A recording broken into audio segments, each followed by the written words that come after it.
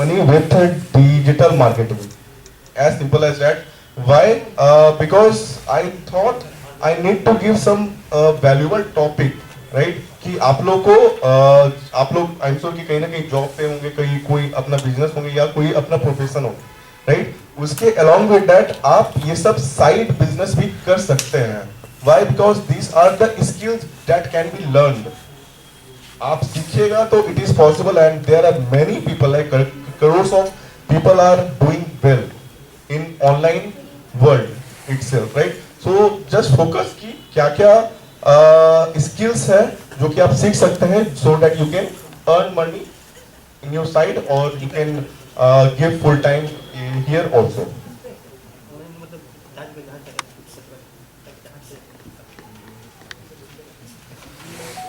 So what is digital marketing?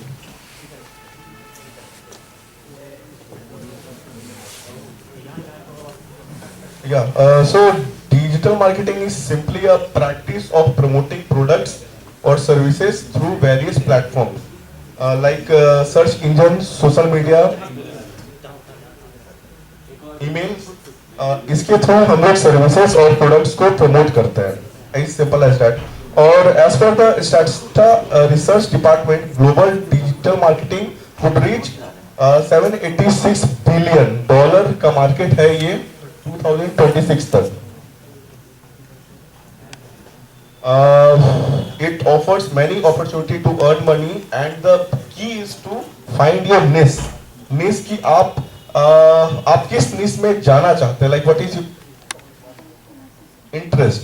आपका किस niche में interest है? क्या skills आप कर सकते हैं उस niche में, right? So according to that you can, so you can, how you can earn big with digital marketing. So I just मैंने यहाँ पे एक simple demonstration दिया है कि this is a market need. Market need को आपको पहचानना पड़ेगा. That is way more important. आपको उनके pain points को समझना पड़ेगा कि market में क्या demand में हो सकता है. And here your passion और skills. Like आपका पैसन क्या है, आपका स्किल्स क्या है. अगर like जो फर्स्ट टाइमर है उन लोगों को अपना स्किल्स पता नहीं रहता तो दे नीड टू आपको एक्सपीरियंस करना पड़ेगा बहुत सारी स्किल्स को. For example content writing. I am sure कि कंटेंट राइटिंग आप लोगों को पता होगा, ब्लॉगिंग राइट करते हैं. लाइक सो आपको डिफरेंट स्किल्स को पहले ट्राई कीजिए. लाइक सो लाइक लोग बोलते हैं कि find your passion. You don't find your passion at one time. आप जब तक 10 स्किल्स या 10 पैशन को नहीं आप तो ट्राई कीजिएगा, so you won't get your own passion, right? So you need to try fail and try and then you will get your own passion. There are various way to earn money. First freelancing. किन्होंने यहाँ पे freelancing के बारे में पहले नाम सुना है? Okay, perfect. So there are many websites where you can sell your services. For example, Fiverr, Freelancer, Upwork. These are the topmost platforms where you can sell your services. As a digital marketing, you can offer your services to business on a freelancer basis. You can work on project basis. For example, SEO, search engine optimization. Search engine optimization क्या होता है? किसी भी website को अगर Google में rank कराना है, टॉप पे आना है, तो उसको हम लोग एसईओ बोलते हैं, search engine optimisation, right? Social media management. किसी भी लाइक ब्रांड्स, कंपनीज, कोई भी ऑर्गेनाइजेशन को सोशल मीडिया में प्रेजेंस होना अब इम्पोर्टेंट है, राइट? तो आप उन लोगों का बिजनेस का आप तो सोशल मीडिया मैनेजमेंट आप हैंडल कर सकते हैं. Pages like Facebook, Instagram, Twitter and believe me companies are paying good amount for such work. फिर कंटेंट मार्केटिंग.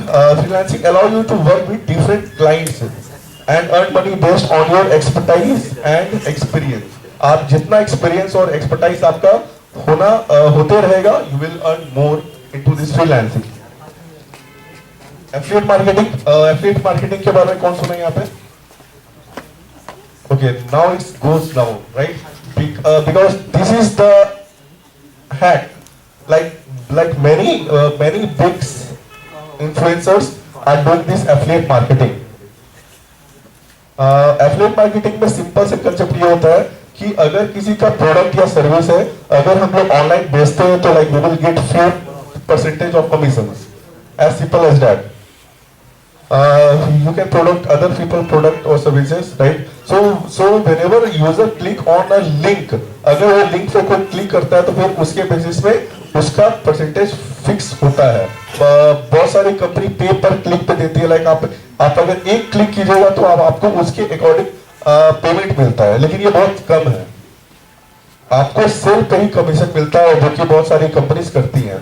आप अगर आप करना चाहते हैं तो ये सब CJ affiliate, share, ClickBank, JVZoo, this are the high end products यहाँ पे हैं, राइट. कोई भी प्रोडक्ट अगर मार्केट में लॉन्च होता है तो कंपनीज ब्रांड इस प्लेटफॉर्म पे पहले अपना बेटा वर्जन को रिलीज करती है.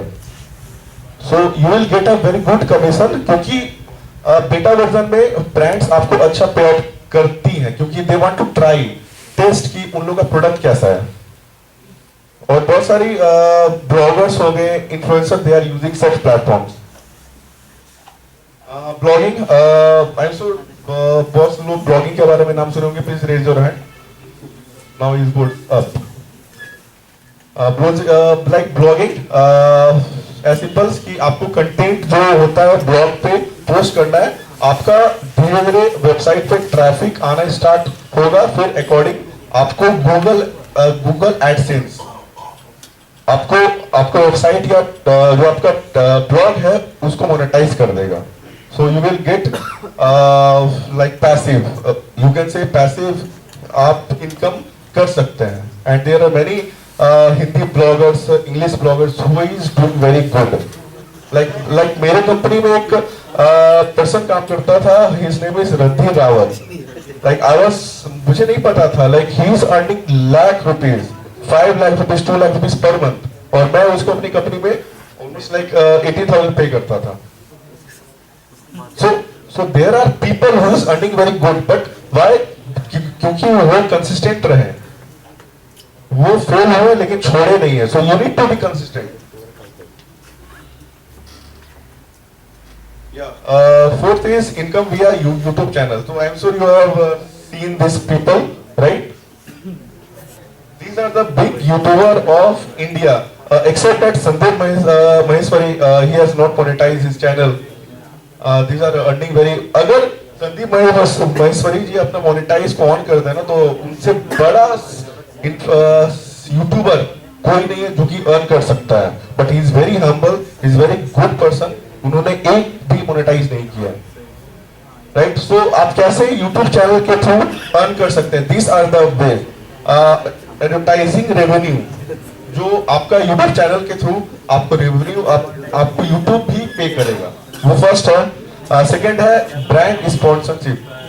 तो लाइक आप ब्रांड को रीच आउट कर सकते हैं. अगर आपका चैनल में फॉलोअर्स है, एंगेजमेंट रेट अच्छे हैं, लोग कमेंट करते हैं, लोग देखते हैं, शेयर करते हैं, तब उसके अकॉर्डिंग ब्रांड आपको खुद रीच आउट करेंगे, प्लीज प्रमोट माय प्रोडक्ट्स.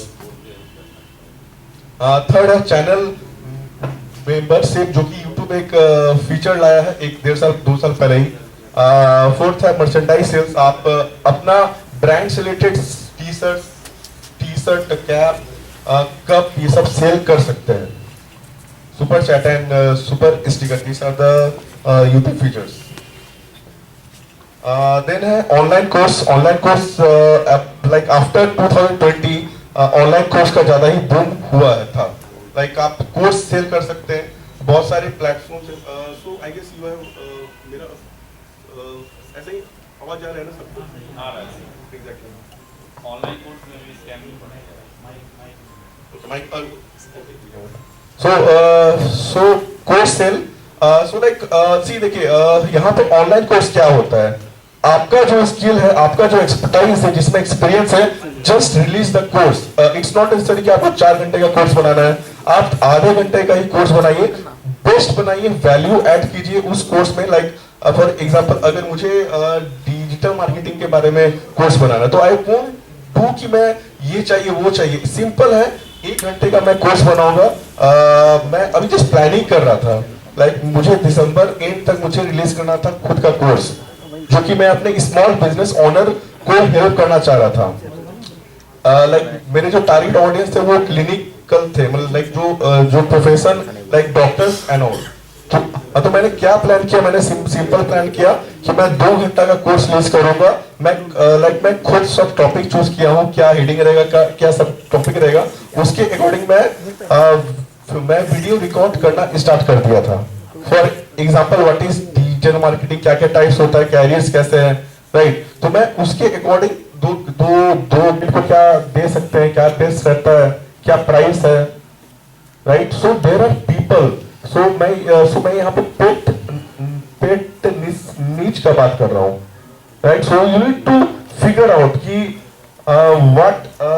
जो मैंने पहले बताया था कि यहाँ पे मार्केट नीड क्या है और आपका स्किल्स और आपका पैशन क्या है। सो पैसा वहीं पे, राइट। सो ये सब रिजर्व पे है, जो कि एक पेमेंट गेटवे है। आपको साइन अप करके वहां से पेमेंट का लिंक वहां से मिल जाता है। जस्ट यू नीड टू आपको केवाईसी वगैरह का जो प्रोसेस है वो कर दीजिए, दैट्स इट। सेवेंथ है start offering services as per your expertise, क्योंकि मैं स्टार्टिंग से ही बोल रहा हूँ कि एक्सपर्टाइज होना ही चाहिए, और वो एक्सपर्टाइज आपको 1 गो में नहीं मिलने वाला, फॉर श्योर। आपको रेगुलर इंटरवल में ट्राई एंड टेस्ट करते रहना चाहिए, क्या काम कर रहा है, क्या नहीं काम कर रहा है। Then you will going to sell your services with the proper expertise. First point ये है कि आपको आइडेंटिफाई योर एक्सपर्टाइज, आपको अपना एक्सपर्टाइज स्किल दिखना है। Build your portfolio, set your rates, network, deliver high quality work, expand your services, right. तो यहाँ तो 4th पॉइंट आ जाता है networking. Being a stammer person, it's very hard to network with people, right? But you need to do. You don't have any other options. आपको socialise होना पड़ेगा, इसके अलावा हम लोग के पास कोई ऑप्शन नहीं है। हम लोग को विक्टिमाइज करके देखते हैं कि he is very poor. We don't need that. हम लोग उनके सामने उनके आंख में मिला के बात करना होगा, तभी हम लोग तभी नेटवर्क कर पाएंगे। जब मैं मेरा बहुत सीवियर स्टैमर था, बट मेरे पास एक कोई ऑप्शन नहीं था, मुझे नेटवर्किंग चाहिए था, क्योंकि मैं बहुत इंट्रोवर्ट पर्सनैलिटी था। आई एम श्योर सचिन सर को बहुत अच्छे से पता है सर, राइट। सो मैंने फीडिंग इंडिया ज्वाइन किया, टोस्ट मास्टर ज्वाइन किया, मैं रोटरी क्लब ज्वाइन किया, जो भी क्लब वगैरह ज्वाइन करना था मैं ज्वाइन किया, उसी के बदौलत मेरा कॉन्टैक्ट है यहाँ पे, राइट। तो कुछ भी यहाँ पे इवेंट होता था पटना में, I am the person who always say yes I will go there. Why? Because I need to speak with people, कोई और ऑप्शन नहीं था मेरे पास। So this are the yes sir, Feeding India के through, I am the coordinator of this. Yeah so social अगर service करना है, मेरा कहीं ना कहीं एक सॉफ्ट हार्ट है, तो मैं लोगों के लिए हमेशा कुछ ना कुछ करना चाहता था। तो दैट्स व्हाई मुझे फीडिंग इंडिया का कांटेक्ट मिला पटना में, जो कि पहले तो 3 से 4 ही लोग करते थे, फिर मैं ज्वाइन किया, तो फिर धीरे धीरे हम लोग बड़े हुए। तो अभी तो मैं छोड़ा हूँ, लेकिन 1 साल पहले तक मैं फीडिंग इंडिया में बेसिकली कहीं भी रेस्टोरेंट में, होटल्स में, शादी ब्याह में जो खाना बच जाता था, वी टेस्ट दैट फूड, फिर हम लोग डिस्ट्रीब्यूट कर देते थे, कॉलेज कैंटीन एंड ऑल। तो ये काम ये काम मैं रात के 12 बजे भी करता था, और अभी तक मुझे कॉल आता है कि भैया खाना बचा हुआ है। तो अभी तो जो मैं खुद नहीं करता हूँ, लेकिन मेरे जो और भी वॉलंटियर्स मैं उनका नंबर देता हूँ। सो this is the thing, right. आपको सोसाइटी को कुछ देना होगा, तभी आपका नेटवर्किंग पहचान बनेगा। आप नहीं दीजिएगा, अपने बारे में सोचिएगा, तो दैट्स इट, ये लाइफ नहीं है। आपको बड़ा सोचना है, वो तभी पॉसिबल है जब आप अपने कंफर्ट जोन से बाहर निकलोगे। कंफर्ट जोन में कभी कुछ ग्रोथ नहीं है, 0 ग्रोथ है।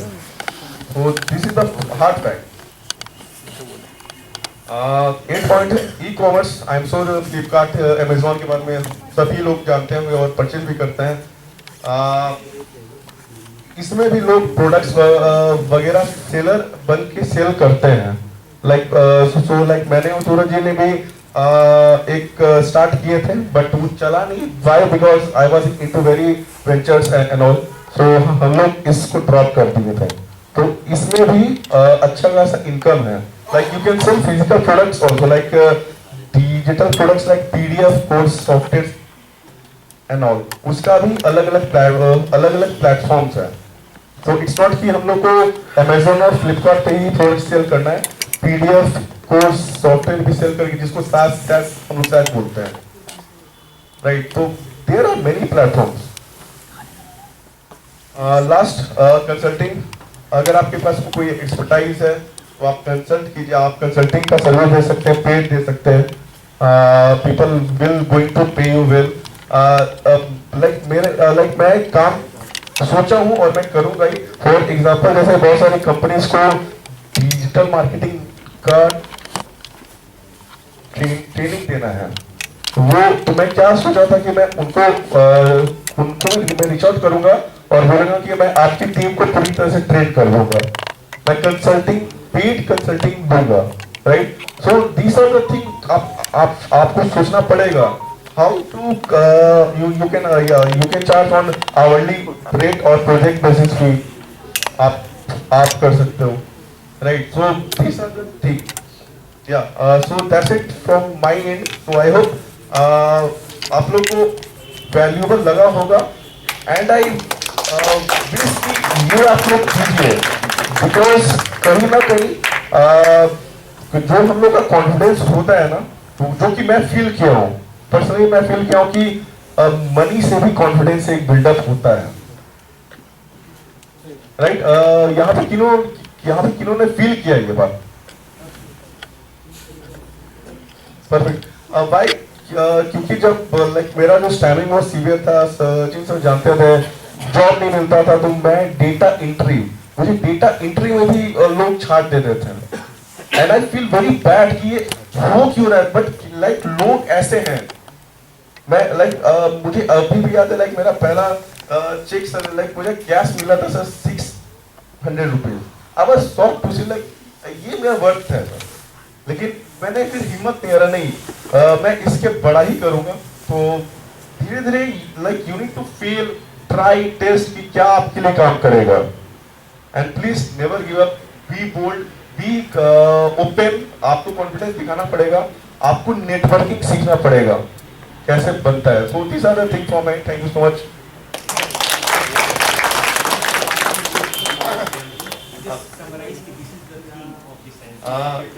Exactly, this is the theme which Patna SIT team have planned, empowering youth. क्योंकि लाइक हम लोग स्टैंडिंग में इतने खो देते हैं, like what people will think of me, मैं बोल पाऊंगा कि नहीं, ये हो पाएगा कि नहीं। दिस इज, अगर आप धीरे धीरे आपका एक्सपीरियंस और एज बढ़ेगा तो आपको रियलाइज होगा ये काम नहीं करता है। काम क्या करता है कि आप क्या सोसाइटी को दे सकते हैं, आप रिटर्न में क्या दे रहे हो। आप चाहे कितने भी बड़े लोगों का एग्जांपल ले लो, they have given something, like आपने कल इंडियन आर्मी के बारे में बोला, like Indian army has always given to this society, right? So आप क्या सोसाइटी में दे रहे हो ये मैटर करता है। आप कैसे बोलोगे जीरो मैटर। ये अभी आपको हो सकता है पता नहीं चले, लेकिन 2-4 साल के बाद आपको रियलाइज होगा। लेकिन कोशिश कीजिए कि अभी आप रियलाइज कर लिए हो, वैल्यू ऐड कीजिए सोसाइटी में, अपने दोस्त यार में, अपने फैमिलीज में। तभी like this is the theme, empowering youth beyond stammering. आप अपने कम्युनिकेशन स्किल्स पे काम कीजिए, कुछ सोसाइटी को दीजिए, कुछ ऐसा स्किल सीखिए, अपने पैशन को खोजिए। So this is the thing we have plan. So yeah thank you.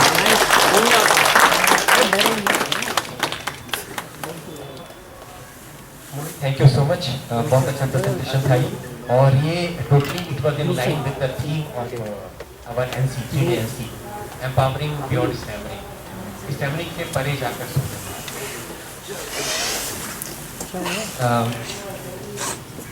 इस प्रेजेंटेशन में से कोई बात जो किसी के दिमाग में घुस गई हो, याद रह गई हो, शेयर करना चाहे करते अगर तो डॉक्टर श्वेता, आप सर गिला रही हैं।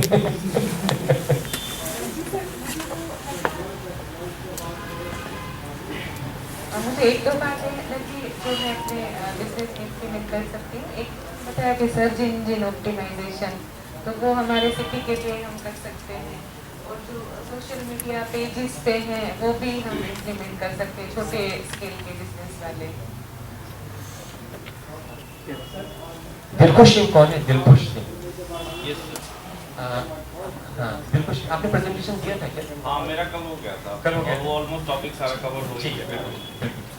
तो चूंकि अच्छा, और किसी का स्लाइड प्रेजेंटेशन का रिक्वेस्ट नहीं आया है, इसलिए मैं ओपन माइक पे से शुरू कर रहा हूँ और मैं बुलाने जा रहा हूँ सुनील कोम्पानी 10 मिनट्स, और उसके बाद और सवाल ले लेंगे हम। मतलब आप तैयार रहिएगा कि लंच के बाद आप अच्छा माइक बहुत अच्छा, हाँ आने वाला, हाँ एकदम रेडी है। यस बिल्कुल। अच्छा आइए माइक, बहुत बढ़िया। वरना झगड़ा हो जाएगा माइक से। Stand up open mic. Yes yes yes. आगे आ जाओ, जरा पीछे क्यों बैठे हो भाई? रिकॉर्डिंग।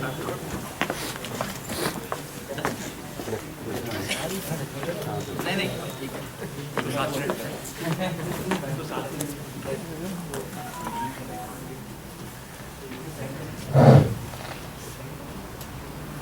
हाँ, तो नॉर्मली स्टैंड अप कॉमेडी था मेरा, 10 मिनट का मैंने प्रेजेंटेशन दिया था, बट कल 3 से 4 मिनट ही हो गया था।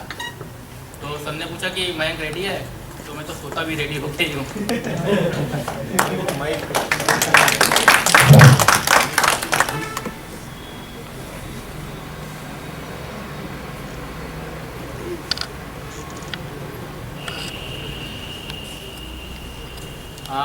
तो नॉर्मली स्टैमरिंग जैसे हम लोग के लाइफ से जुड़ी हुई है, तो उससे एक रिलेटेड कॉमेडी है। जिससे बचपन से सोचते कि पता नहीं जॉब लगेगी नहीं लगेगी, ओवर थिंकिंग में फंस जाता है। तो मुझे भी ऐसा था कि जॉब होगी या नहीं होगी, तो जॉब तो लग गया किसी तरीके से। अब अभी नॉर्मली अफजल खान है दिल्ली के वॉलंटियर, तो उनकी शादी हुई है, तो उनकी शादी में मैं गया हुआ था। तो वहाँ पे मौलवी जी आए, 50-60 बंदे बैठे हुए थे, स्टेज पे आए तो पूछा कि आपको शादी कबूल है? तो मैं तो डर गया, क्योंकि कावड़ मुझे दिक्कत होती बोलने में। तो उसने बोल दिया कि कबूल है, 3 बार पूछा कबूल है कबूल है। फिर मैंने भगवान को धन्यवाद दिया कि भैया मैं मुसलमान नहीं हूँ, कावड़ कैसे बोलता है। फिर उसके बाद फिर मुझे पता चला कि हिंदू में भी पंडित जी रात को पूछते हैं कि जब वो पूजा करते कि पापा का नाम बताओ, और मेरा चा वर्ड में भी दिक्कत है। तो मैं सोच रहा हूँ कि वो चा वर्ड में कैसे बोलूँगा, चंद्रभूषण। फिर मैं पापा को फोन मिलाया कि पापा आपका कुछ और दोबारा कोई और नाम हो।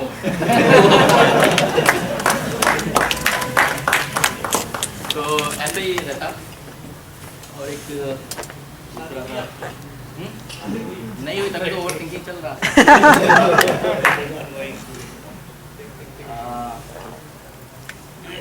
तो जैसे कि भी मोहित सर ने बताया कि लाइफ में अगर कुछ अचीव करना है तो एक एनजीओ से भी जुड़ना चाहिए कि लाइफ सोच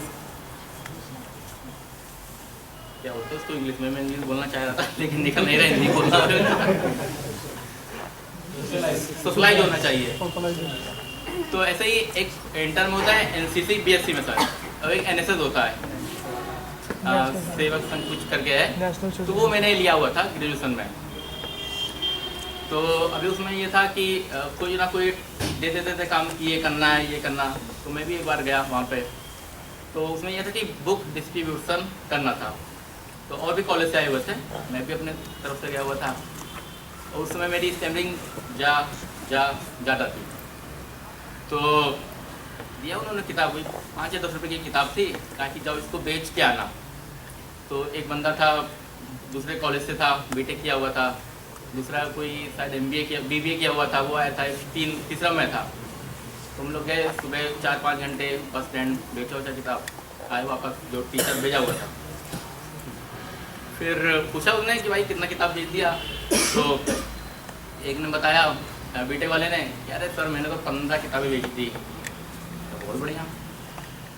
दूसरे जो MBA किया हुआ था, कह रहा सर मैंने तो MBA किया हुआ है, तो मैंने तो 25 किताबें भेजी थी। कह रहा बहुत बढ़िया भाई यार, और मैं तो BSc नॉर्मल ही था और स्टैमरिंग भी ज़्यादा था। तो कह रहा भैया मैं तुमने कितना बेचा? मैंने कहा 5 बेची। नहीं, मैंने कहा पा पा पा। मेरा कहा अच्छा बेची नहीं होगी। मैंने कहा अरे भाई मैंने ना सर 15 बेची होगी, 50 किताबें बेची। तो फिर उसने कैसे मतलब बेच दिया?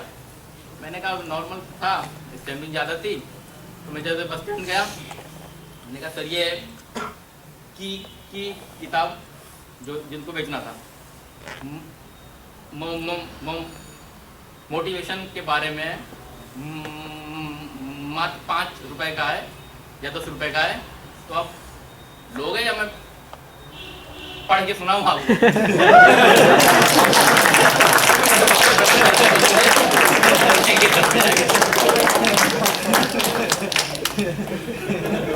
ये कि फायदा होता है।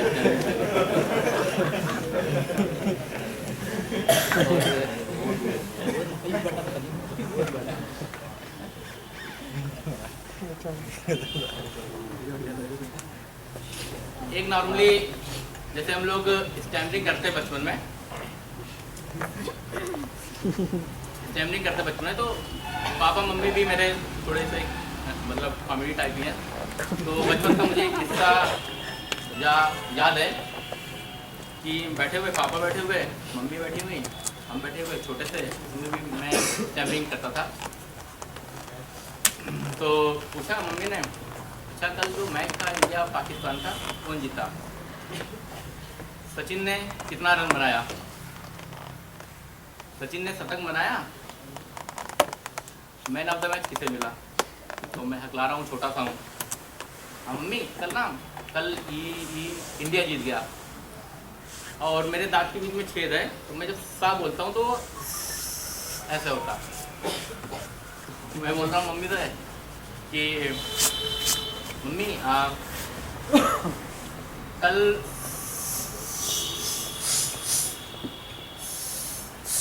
सचिन ने बहुत अच्छा खेला और उसने शतक बनाया, और मैन ऑफ द मैच भी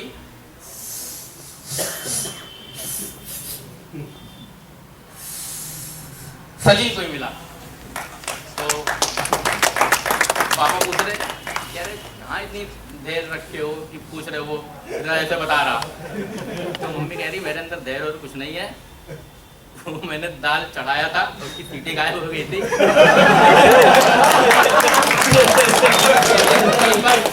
साफ कर रहा, तीसरी सीटी मेरी आ गई होगी, दाल हो गया।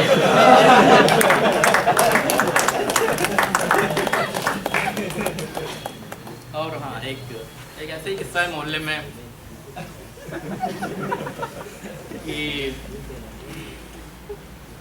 जैसे आंटी हैं, उनके जो छोटे बेटे हैं 1-2 साल के, तो जैसे उनके घर में मैं जाता था, तो वो भी ऐसे क्वेश्चन पूछती थी कि अच्छा मैम वो क्या चीज़ है कि जब वो आता है, रोज़ आता है, और छोटा बच्चा भी है गोद में, रोज आता है और वो आता है तो अंधकार मिट जाता है।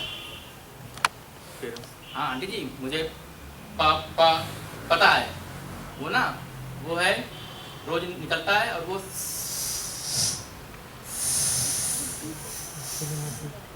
सूरज है। तो कह रहे धन्यवाद मैं, इस बाबू को सूसू नहीं होता।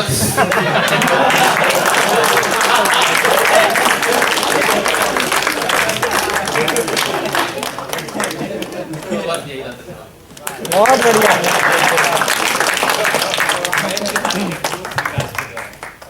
गाइस मयंक के लिए जोरदार तालियां। हम दिल्ली में सभी लोग मयंक को बोलते हैं जाकिर खान ऑफ टीसा। कौन मेरी इस बात से एग्री करता है? जाकिर गौरव टीता इज मयंक। और कौन इस बात से एग्री करता है कि मयंक को सीरियसली स्टैंड अप ट्राई करना चाहिए? यस ट्राई करो। Okay guys, thank you so much. अच्छा, एक चीज़ और था कि जैसे विकास अंदर से पहले बोले जाकिर खान, तो मैं जाकिर खान को जानता नहीं तो उस समय, तो मुझे जाकिर खान से इमेज नसरुद्दीन शाह की बनी। क्या बोल रहे नसरुद्दीन शाह, सलमान खान बोलते हैं मुझे।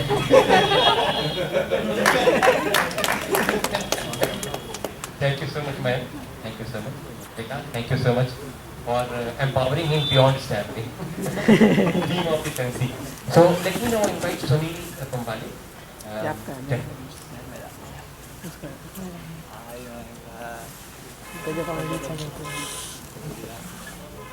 Hello hello. थोड़ी कॉमेडी के बाद थोड़ी सीरियस बातें हो जाए। Hello hello, am I audible? Yes. तो काफ़ी कॉमेडी हो गई, तो थोड़ी सीरियस बातें कर ली जाए। वैसे तो मैं ज़्यादा प्रेजेंटेशन अपने बारे में ज़्यादा मैं बोलता नहीं हूँ, क्योंकि I don't have an habit of presenting in front of people, but I thought of presenting for 10 minutes और something about my stammering life and journey. और क्योंकि मेरे पास समय बहुत कम था, तो मैंने so the best topic that I could speak of was stammering and my life journey, the journey that I have come until here. So I remember myself stammering since the time I started speaking. इसका है ना? Okay. I remember myself stammering since the time I started speaking. मैं बचपन में काफ़ी इस चीज़ को लेकर इग्नोरेंट और काफ़ी इनाल में था कि स्टैमरिंग एक बहुत ही अलग चीज़ है, और मैं इसे ब्रशिंग अंडर द कार्पेट करता था, because it was not so central to my life, but whenever it erupted like a volcano situation where I had to read in front of class or something like that. So पूरा बचपन और teenage denial में ही चला गया, और my parents when they saw a glimpse of my stammering, so they took me to the best doctor that they could. That was a pediatrician. For them pediatrician is like सभी, वो cancer भी cure कर सकता है pediatrician. So they took me to a pediatrician. So looking at my condition, the pediatrician said that अरे ये तो बच्चा है, अभी हकला रहा है, पर बड़े होते होते ठीक हो जाएगा। ये डायलॉग अभी तक मेरे घर पे चल रहा है। Since my childhood till now, my parents use this dialogue every now and then when the topic of stammering emerges. मैं मेरे पेरेंट्स को कहता हूँ अभी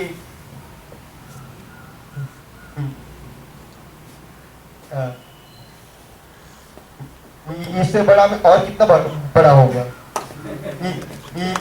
इतना तो बड़ा मैं हो ही गया, इससे और कितना आप मुझे बड़ा देखना चाहते हो कि स्टैमरिंग उस वक्त में चली जाएगी। So I kind of joked with them about this. तो मैंने स्टैमरिंग के बारे में कुछ करने का तभी सोचा when I graduated in my engineering, when I had to search for a job, then these things started to come in the forefront of my consciousness, that I used to avoid people, I used to avoid situations, I used to avoid presenting myself in front of my friends or the class. So all these things which जो मैं चीज़ों से नज़रअंदाज कर रहा था, वो सारी चीज़ें सडनली मुझे फेस करनी पड़ रही थी all of a sudden. So I myself was a bit surprised and I was like in a state of panic. So what should I do?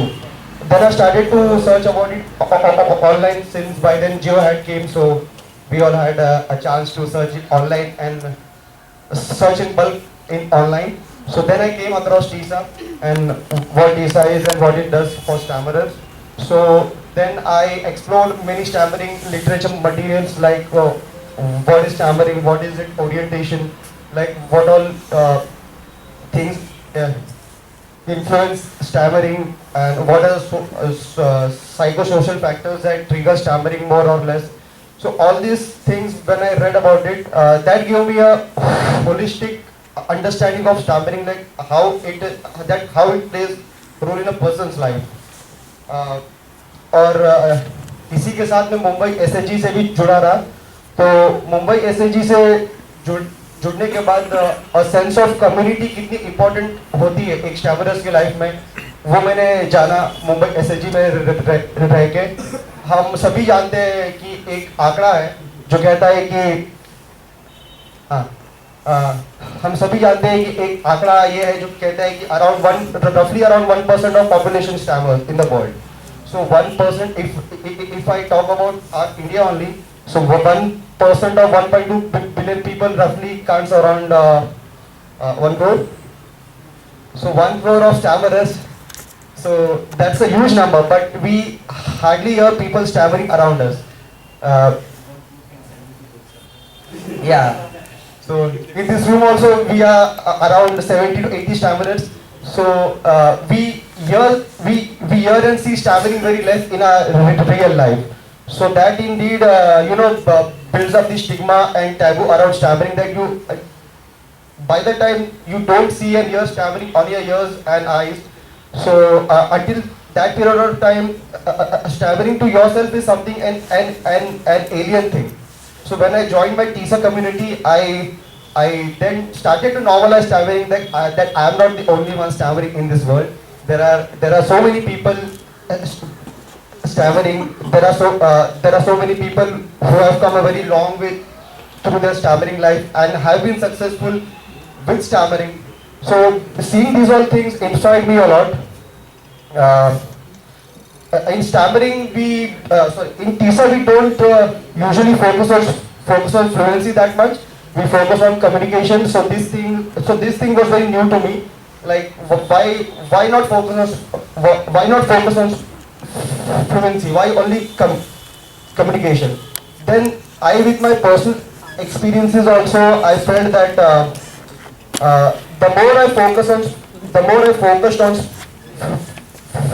fluency while speaking, the harder speaking became for me. The more I focused on the message I need to communicate to the person speaking to, the easier or the less bothersome speaking became to me. So I see communication as a transaction. So I bifurcated this act of transaction into 3 parts. The first is intent, the second is action, and the third is result. Intent leads to action, action leads to result. If I had to explain this in a form of example, if I had to eat a masala dosa in a restaurant, first the intent in my brain is I want to eat a masala dosa. So that's the intent. And I know that it's difficult for me to say masala dosa. So, but then also my desire is to eat masala dosa, no matter I stammer on the word or not. And the action is going to a restaurant and actually ordering a masala dosa. And the result is getting and eating a masala dosa. So, if I am successful in conquering these three aspects of communication, so stammering, being or not being, shouldn't be a problem for me, because the transaction has been successful, no matter I stammer or not. So so the same can be applicable in booking a ticket or asking for a ticket at a ticket vendor. Your intent, your action, and a result. If these 3 things you conquer and make the act successful, I don't think that. So that itself is good communication. So I started to derive pleasure from such successful communicative events in my life throughout the day, and working in that direction gives me a high and tells me that I am working in a right direction, I guess. Thank you. Thank you Sunil, बहुत अच्छा बताया आपने कि communication किसी भी दिन ज़्यादा महत्वपूर्ण है फ्लुएंसी के बजाय। Thank you so much. और ये तीसरा का हमेशा ये बाई लाइन है, वॉचवर्ड है कि what matters at the end of the day is are you able to communicate also what you wanted to say. It doesn't matter whether you did it in writing, through SMS, through mime, through stuttered words, doesn't matter. The main thing is communication.